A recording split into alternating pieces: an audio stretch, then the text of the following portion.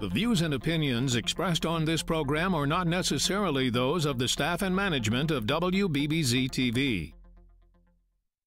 It's time for Political Buzz, the television forum to discuss politics and issues of interest for all of Western New York. Now, from the WBBZ television studio at the Eastern Hills Mall, this is Political Buzz. Hello and welcome to Political Buzz. I'm John DeSciullo, and thank you for joining us on your hometown television station right here on WBBZ TV. Democratic strategist and attorney for Underberg and Kessler and a regular contributor to Political Buzz, Steve Pidgeon is here with us for the next half hour, along with the president of Ellicott Development, the former Republican candidate for the state of New York, the always outspoken Carl Paladino. Carl, welcome back. And I understand you have some big news you're going to break right here on Political Buzz. Right here, right now. I'm going to declare that I will be running for the Park District seat on the Board of Education, which election is in, I believe, on May 7 this year. Now, just a few weeks ago, when you were thinking about running to go up on the school board, we had Ralph Hernandez, member of the school board, and you gentlemen went at it about certain things, and you have some strong things, some strong opinions about not only Ralph, but the school board overall. Well, I think at that presentation, Ralph sort of illustrated the problems that the entire board had. They don't face reality. These are people that don't even recognize their own inability to comprehend the magnanimous challenges that have been given to them as a board. This is a $965 million a year operation. This involves 32,242 kids in the city system and another 8,819 kids in the charter system, all residents of the city of Buffalo. This involves probably the worst social ills that our community suffers today. This Board of Education and its effectiveness bear upon generations of people that have moved out of the city because they could not afford to send their kids to private schools and were not about to send them to a totally dysfunctional public school system. This board has an influence directly in the dropout rates that send kids, young kids that were deprived of an opportunity to achieve, deprived of the education that they're entitled to. They go out onto the streets when they drop out, and what do you think they do? They get involved in gangs. They get involved in illicit activities. They burglarize, they steal, they take drugs, they shoot each other, and they shoot other people. That is what a guy like Ralph, and I know it sounds cruel, but he doesn't have the mental capacity to deal with that stuff. I presented facts and figures on that show 2 weeks ago, and Ralph said, oh, no, those can't be the numbers. They aren't the numbers. The man has been there for this long, and he doesn't understand that facts are facts. You can't make this stuff up. This guy and most of his fellow board members do not comprehend the basic problems of that district. Now, you talked about some issues and some facts that you brought up. And tinged in your explanation there was what some people might say a personal attack that went with your disagreement with Ralph. It's not personal. I don't, I'll sit there and have coffee with Ralph whenever he wants. But this is business. But this is a citizen challenging a person who is incompetent and, well, I'll say persons, the entire board, who don't have the competency to hold down the elected positions that they're in or appointed positions that they're in. 3 of the members of that 9-member board are appointed, not elected, or have been appointed. Steve, let's talk about that. How does this all work politically for Carl to get involved? And you're generally in disagreement, but on this, I think you're... Well, first off, just let me say I congratulate you, Carl, on running, because it is a true public service. And a lot of people, I think, don't realize that all of his involvement is really for a love of this community. I know up here it looks like, we're always at each other because since the time I was a teenager when I first met Carl, we've always, philosophically opposed each other. But I've always admired what he's done in the city of Buffalo. And you know I love you, Carl. I really do. And I'm just so happy, actually. And Duke loves you, too. I'm just happy to see somebody of your stature to run for a board like this, because too often not enough people get involved that really have high-level expertise on management and ideas. So it would be really interesting, this race. And are you planning? Are you going to, the newspaper had written about you might run a slate? Are you thinking of running a slate, or are you just running yourself? I'm not running a slate. I am encouraging others to come out and run against the other people on this board. There are 6 seats. They're district seats that are up this year, and they're the west side, the east side, the ferry, the central, the south, and the north. Those 6 district seats are held today by people, except in one particular case where the union guy doesn't like them. Phil Rumor does not like Jay McCarthy because Jay McCarthy doesn't dance to his dance card.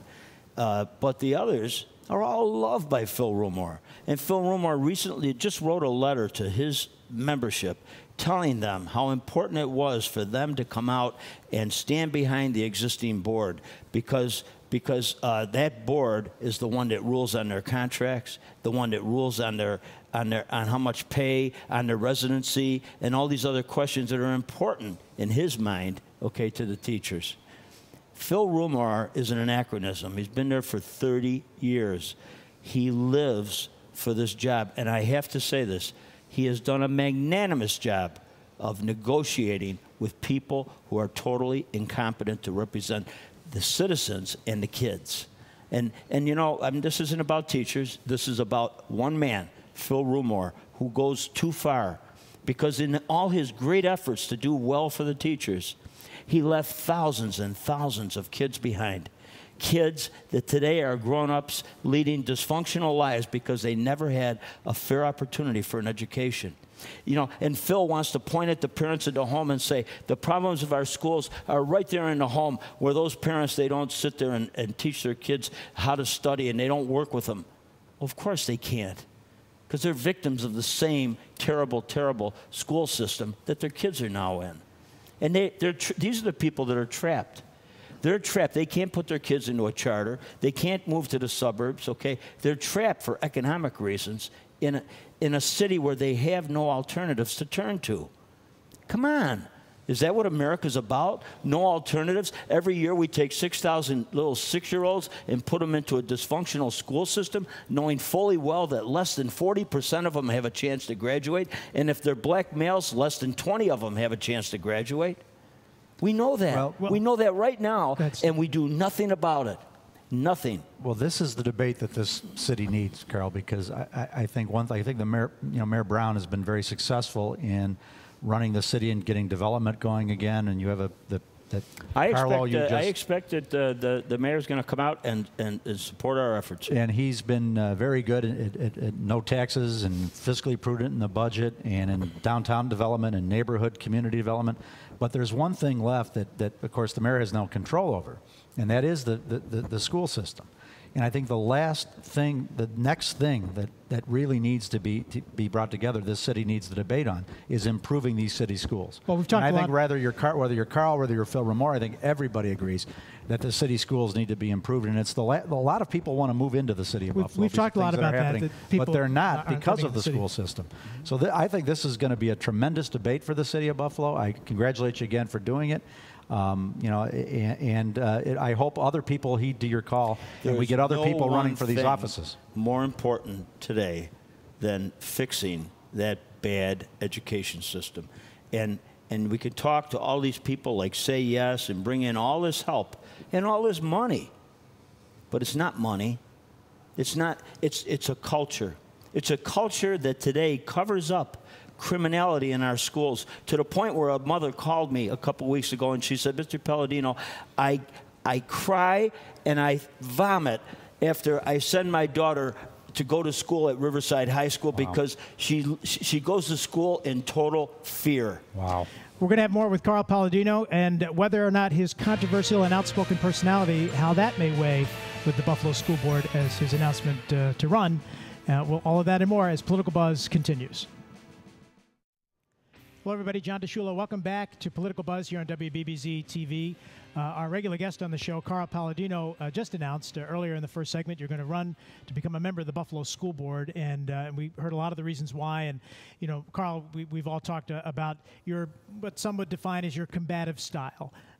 And in comments recently, after this was first brought up, you made some comments that some thought might have been racially charged against the current school superintendent and some of the African-American women who are involved in the Buffalo School Board. We just talked about some of the school board members and, of course, Phil Rumore. There's no denying that you're outspoken and you speak what's on your mind and you passionately believe in what you say. But is there some point where you're going to have to say, is that the right style to use in order to effectively get things done? I promised myself a few years back that political correctness would never, ever affect the way I speak and how I feel. I've never had a racist bone in my body. I've never dealt with racism on any level, personally, except as my opponents and my adversaries and those that don't want to change. Those elected officials and or appointed officials that don't want to represent their own ethnic background, or let alone the people of this city, I'll call them every name in the book. The black sisterhood is the black sisterhood, okay? It doesn't reflect on the fact that they're black. That's just a name they gave themselves. They gave themselves that name, and that's what they call them in City Hall. And these are the people that are abusing 32,000 kids today because they get to spend the money the way they want, with an over-bloated administrative staff, with appointing incompetent friends and family club to very sensitive positions like principals, okay? Purposely centralized, and they worked through Harris and Williams to centralize the administration of schools back into City Hall and expand that bloated bureaucracy beyond belief. Now, when they centralized it, what did they do? They took the hearts and souls out of a lot of good principals. Those principals got out. They said, to hell with this. I'm not sticking around and taking orders from morons over in City Hall. I'm not taking their mandates, okay? It's wrong. And when they left, who took their place? Incompetent friends and family club of the girls, okay? The girls made that decision. I'll call them girls now if everybody doesn't want, if they think that it's racially charged. The girls made that decision, okay, to put incompetent people. And if you look at every one of the 21 PLA schools, PLA means totally failing out of 60 that we have, totally dysfunctional, failing schools. Every one of them has a friends and family principal in it, all right, who is incompetent in the job. Carl, it seems to me that as much of your problem with the district is in the administration. Has one member, what can you do to shed a light on that? You talk a lot about transparency. Yeah. Because I think there's been, regardless of who the superintendent is, a lot of this is the mid-level administration that's been entrenched in that building for years and years and years. But the so it'd be interesting to shine a light on that. Is that what you mean by transparency? It was interesting listening to a woman a few weeks ago who appeared just before I did at a regularly scheduled board meeting, and she was horrified. Her daughter had been bullied in the school by other young people. And she went to the principal and she says, please, help. My daughter is frightened to death to come to school every day because they're bullying her. The principal didn't have time to answer her. So she went upstairs. She went to see Mr. Karisitz, the deputy superintendent, a guy who was caught in a little hijinks a few years ago, but he fit the mold of what James Williams wanted as an assistant because he did a lot of dirty work. And he's sort of like, he's one of those sleazy guys that you start to itch when you're around. Mr. Karisitz sat right there at that meeting while this woman looked at him and said, it was Mr. Karisitz, okay, who turned me down and said, no, we can't do anything for you, lady. Okay, we can't help you. We can't protect your kid. You know, it's not our business. We got other things that are more important. And fine, then I got up and I let them have it. Okay, but that's an illustration. Is that what That's you mean an by transparency? illustration Is that what you mean of by a transparency? of a culture that is more interested in defending the status quo, in keeping their jobs, than it is in doing the right things for those children. We have such criminality in our schools going on, and the police that work in the schools are put under the jurisdiction of the principals, and they're told, do not formally report on any of this. I mean, you got kids fighting and bloodying each other up. You've got girls assaulted. All this stuff is going on, but it's not on the front page of the paper because it never makes the police blotter. They try to handle it internally to not let the people see what destruction is going on for all these young kids that have to suffer at the hands of this. When Ralph Hernandez was here, he talked about, well, Carl, what you don't understand is a lot of times we're handcuffed because of the New York State education. What do you say to that argument? Well, Ralph, I haven't heard you speak to one legislator about 3020A of the education law, which he's referring to. 3020A of the education law says that if you got a bad teacher, you got a bad administrator or whatever, all right, you have to go through a 2.5-year process, and it probably at a cost of probably close to $250,000 to get rid of them. In the meantime, you can put them in a rubber room, which means that they do absolutely nothing all day long. Nothing, and, right. Okay, but those are the answers that they have today because of ridiculous state mandates. But have you ever seen anybody go to one of our state delegation and hold them accountable and say, we want that changed? You know, we want you to go back to the slime ball Shelley Silver and force him to change it instead of playing this game with the teachers union and taking all these big payoffs from the teachers union to keep all your buddies going in the assembly. No. If Ralph was doing his job, he'd use that bully pulpit that he has to go out there and change things. That's what I'll do. I will show everybody the underbelly of a dysfunctional school system, and we will destroy what we have. Because the first problem, when you have something that bad, the first question is recognition of failure. But the second thing is a cleansing. You've got to completely clean it out. Pamela Brown should have completely cleaned out an executive staff that has sat there for years and fostered the status quo, fostered this culture of corruption, fostered the nonsense, okay, that we see in the school system. She should have fired every one of them, but she didn't do it. Why didn't she do it? I don't think it was Pamela Brown's fault. I think it's because certain people, the girls, okay, laid on her, don't move too quick, okay, We'll let you know when it's all right, okay, and they play that silly game. Phil Rumor to come out and say to his membership, we have to support that present board. It's so important that you beat guys like Paladino because he'll be looking to change things. I'm not looking to change a thing for teachers except to give them a pleasant circumstance in which to work, except to give them security so they don't have to stand there and put off fights and deal with fisticuffs all day long, so that they can actually fulfill their calling. And their calling is to teach. That's what it's about. Well, and I'm telling you, the great majority of teachers believe in what I'm saying. Right? Well, we're not looking to hurt teachers. Why I say it seems like your biggest problem is with the administration and with some of the state laws, not so much the teachers in the classroom. I will destroy the administration of that school board. Let's talk about the teachers union. They're very strong, and Phil Rumor, as you had mentioned, no, they're not very strong. No, they're very strong only in their own minds, only because they have very weak people on the other side. Because you don't feel they've been challenged. Or they've never been challenged. The negotiations are not working in Nobody has ever equitable. challenged Phil Rumor and exposed him. I understand that there's an effort in the school board right now to find out how he's been spending the BTF money over the last 30 years. They just reported that they found that the police union had been misspending a lot of money, and I think there's an effort ongoing in the school, in the school's union right now to force Rumor to disclose how he's been spending all their money for the last 30 years. So things are looking like, Phil, you should quit now. Get out while you still got a tail, all right, and while you still have the ability to get out, because it's going to become pretty mean for Phil in the next couple of years. Have you met the new current superintendent? By the way, I plan on winning this. I'm going to win this race. I'm going to sit on that board, and it's not going to be pleasant for all these people. Why? Because that's the job that the people are going to send me to do, and I'm good at it.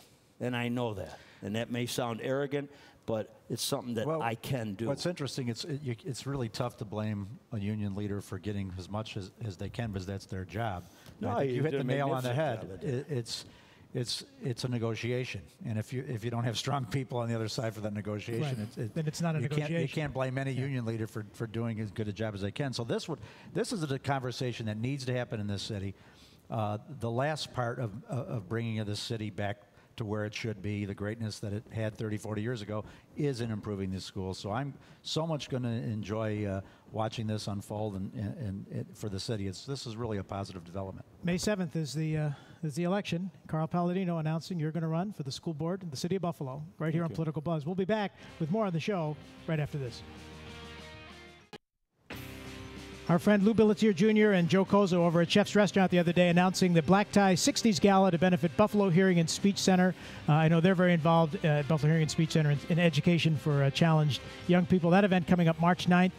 You can, WBBZ TV supporting that event. You can go to our website and the Buffalo Hearing and Speech Center, askbhsc.org for more information. And maybe, Carl, you and those of your foes, you can get together over a plate of pasta at Chef's like we've all done over the many years, and maybe iron out our differences there. The Billetier family thing, they continue to do great things for this community. They certainly do. They're wonderful people. They certainly do. Thank you very much. You do, too. We're going to be talking more about your race for school board in the coming weeks here on Political Buzz. Steve, thank you for joining us.